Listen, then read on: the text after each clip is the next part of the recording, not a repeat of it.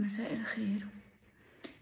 انا عامله الفيديو ده بس عشان اوضح للناس الكلام اللي اتقال، لان في ناس كتير ما تعرفش حاجه عن حياتي الخاصه، وانا ما بحبش اتكلم عنها على السوشيال ميديا. أه بس انا مش عارفه مين فاطمه. يعني في بقى ناس بتدخل تكتب كومنت منوره فاطمه ومش عارفه ايه يا فاطمه. يا جماعه هو اسم فاطمه عيب؟ يعني انا شرف ليا ان انا يبقى اسمي فاطمه، واي بنت اسمها فاطمه على راسي، بس هو في الحقيقه ان انا اصلا ما اسميش فاطمه. مش عارفه باينه كده. انا اسمي دينا محمد عبد السلام الشيخ.